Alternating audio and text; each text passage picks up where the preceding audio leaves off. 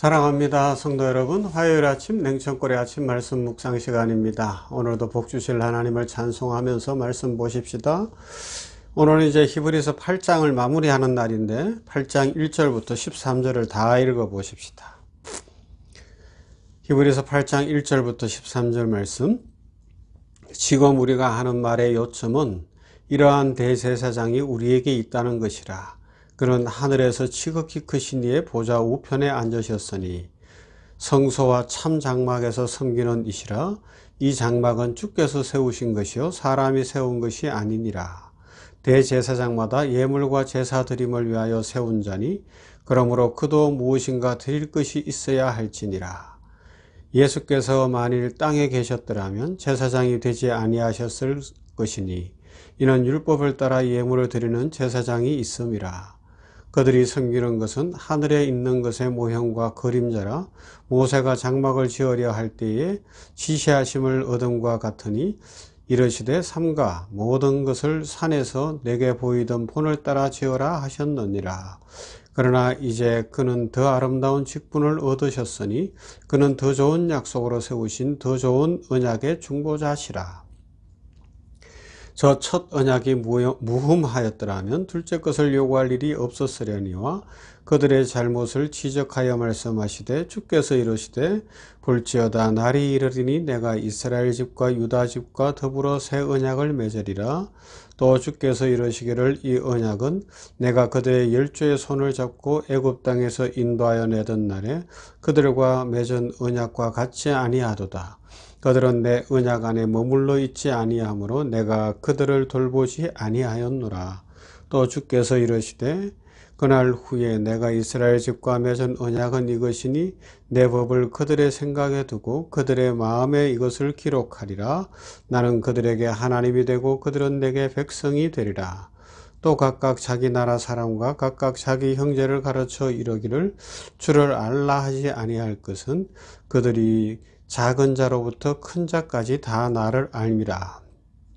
내가 그들의 불의를 긍휼히 여기고 그들의 죄를 다시 기억하지 아니하리라 하셨느니라. 새 언약이라 말씀하셨으며 첫 것은 낡아지게 하신 것이니 낡아지고 쇠하는 것은 없어져 가는 것이니라. 아멘. 우리는 어디로 부름을 받았다고 계속해서 배웠습니까? 하나님의 영광의 자리까지 나아가도록 부름을 받았습니다. 이 세상 사람들은 우리가 되게 부러워하지만 실상의 그들의 모습은 뭐예요? 부름을 받지 않았기 때문에 그들의 끝은 사망일 수밖에 없어요. 헛될 수밖에 없다는 겁니다. 그러나 우리는 다릅니다. 그래서 지금 현재 우리에게 일어나는 모든 일들은 우리를 하나님의 자녀로 빚어가시는 하나님의 방법 안에 있다는 것을 기억해야 됩니다. 하나님의 자녀로 우리를 만드시기 위하여 하나님은 정답을 외우라고 하시는 것이 아니라 삶에서 이리 부딪히고 저리 부딪히며 이 세상의 이 약함 속에서 한번 살아내 보라고 말씀하십니다. 그런데 우리는 늘 문제가 뭐예요? 한번 살아보라, 해보라고 하면 스스로 자유를 가지고 결정하라 그러면 그게 두려운 거예요. 계속해서 그래서 제가 몇 번이나 쇼생크 탈출 영화를 이야기했던 거예요. 나는 두렵단 말이야. 내가 결정하고 사는 게 두려워. 다시 감옥으로 돌아가고 싶어. 이런 인생 살고 싶어요. 옛날 그냥 노예살이로 가고 싶어.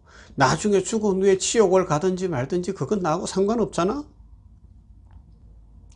지금 현재 그냥 나는 세상 사람들처럼 그렇게 살고 싶어. 이 논리 속에 있을 때가 많이 있다는 것입니다. 그래서 우리의 기도는 늘 어려운 일 안 생기고 오늘도 무사히 이것만 계속해서 기도하고 있습니다. 그러다 보니까 지금 현재 내가 실력으로 할 수 있는 일이 있는데도 그것마저 외면할 때가 있습니다. 그러나 정상적인 삶이라면 잘못했으면 혼돈하고 그래서 돌이키고 자기 인생을 좀 돌이킬 줄도 알고 바르게 살아갈 줄도 알아야죠. 그렇죠? 그게 바른 인생이지 않을까 생각을 해봅니다. 제트기가 왜 빠른가? 라는 유명한 질문이 있어요. 제트기가 왜 빨라요? 대답은 간단해요. 이게 군대에서 나온 거라는데, 꽁무니에 불이 붙어서 빨라요.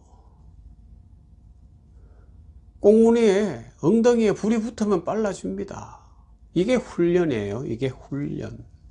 하나님이 우리를 훈련하시는데 우리는 그 훈련이 싫은 거죠. 그런데 이 길은 영광의 길이고 예수께서 친히 먼저 들어와 열어놓으신 것입니다. 십자가를 교회의 최고의 표상과 표지로 삼는 이유가 뭘까요? 그것이 승리의 길이다. 가장 멋진 길로 가는 유일한 길이다. 세상의 권력이나 장대가 우리를 유혹하지만 우리는 결코 지지 않을 것이다 라는 신앙의 고백인 것입니다.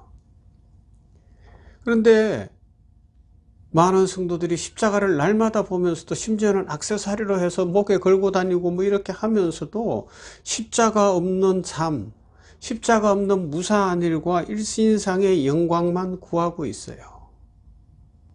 기독교 신앙의 깊이와 하나님의 우리를 향한 계획을 십자가를 보면서 진정으로 깨달을 수 있기를 바랍니다. 그걸 어떻게 깨달아갑니까? 살아보면 알게 됩니다.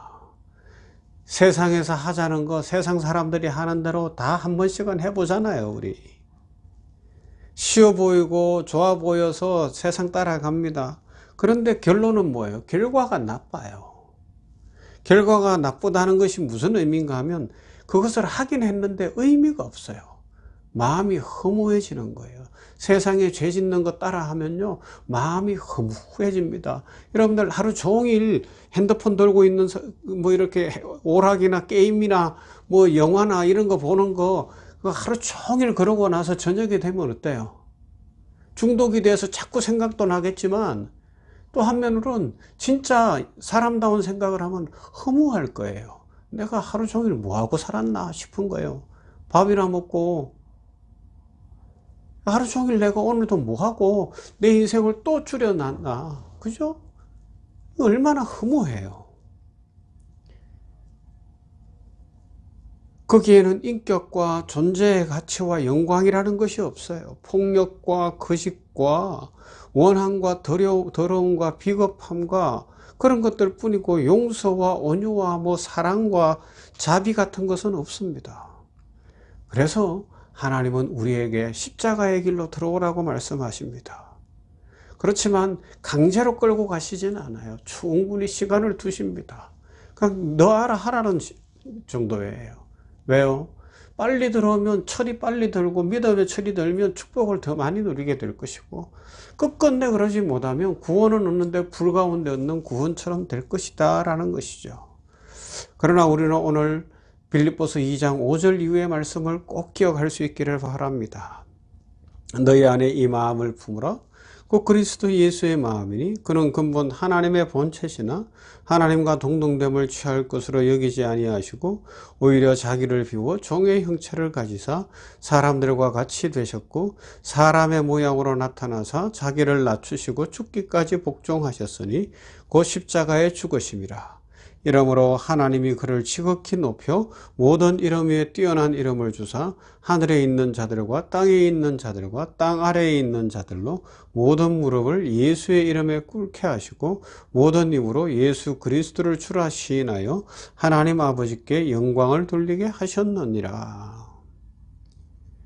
하나님은 하나님의 영광을 증명하는 최고의 방법으로 십자가의 길을 선택하셨다고 말씀하고 있습니다. 예수 그리스도가 가장 영광스러운 존재라고 십자가가 증언하고 있다는 것이죠. 그래서 빌립보서 2장 12절은 이렇게 이어집니다. 그러므로 나의 사랑하는 자들아, 너희가 나 있을 때뿐 아니라 더욱 지금 나 없을 때에도 항상 복종하여 두렵고 떨림으로 너희 구원을 이루라 말씀합니다. 믿음 안에서 살아내라는 것이죠. 어떤 구원을 말한다고요? 죄사함 받는 것만을 말하지 않고 하나님의 자녀로 커가는 것을 이야기하는 거예요. 하나님의 자녀답게 성장하는 것을 이야기하고 있습니다. 그래서 13절에 이런 말씀이 이어집니다. 너희 안에서 행하시는 이는 하나님이시니 자기의 기쁘신 뜻을 위하여 너희에게 소원을 두고 행하게 하시나니.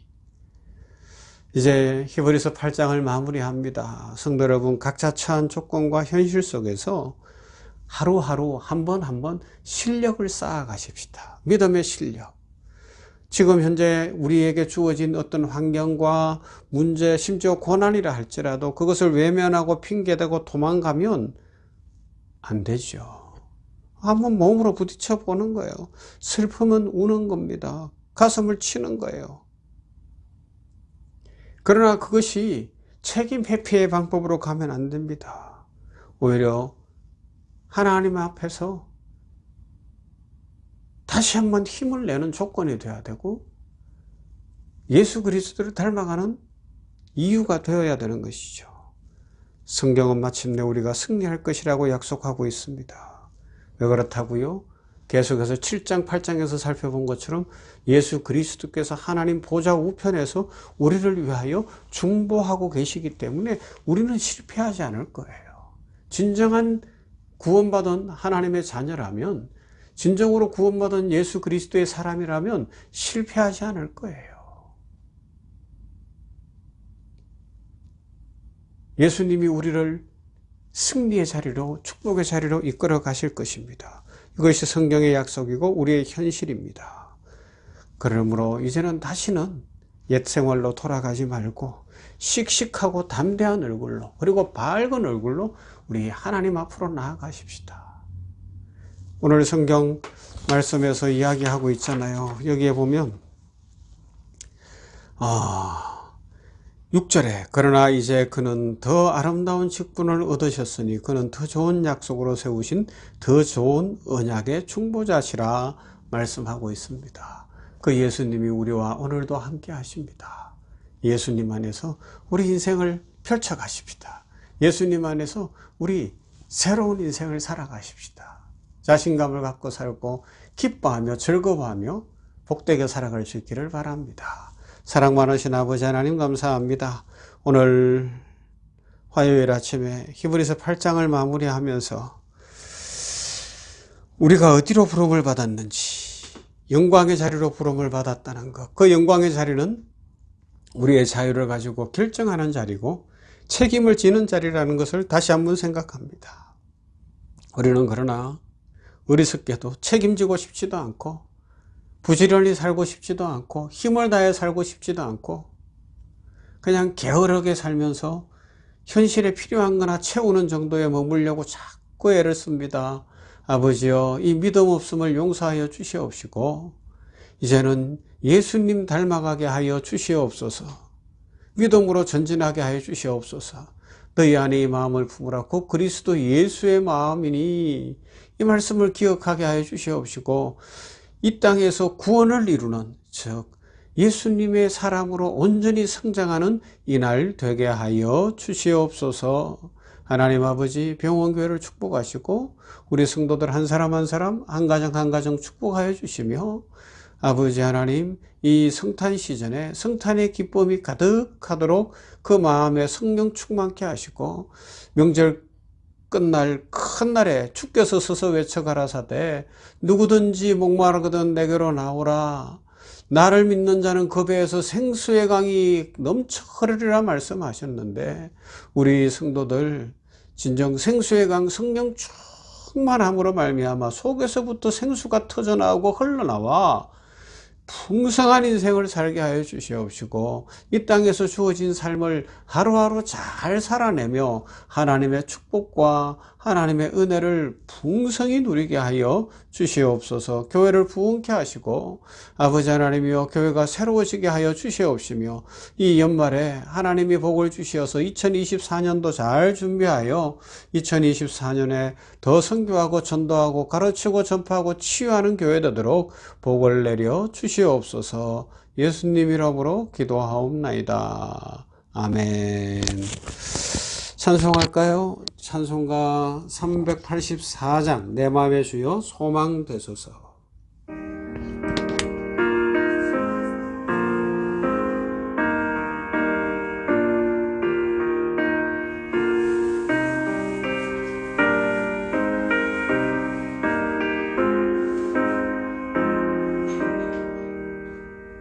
내 맘의 주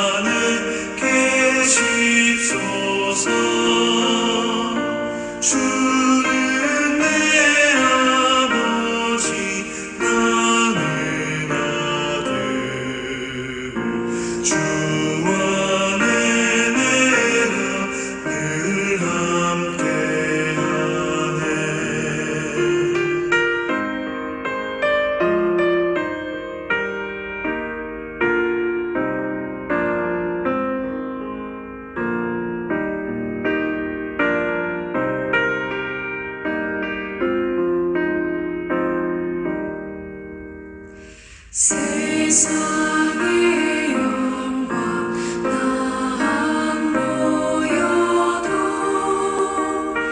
언제나 주님은 너의 기억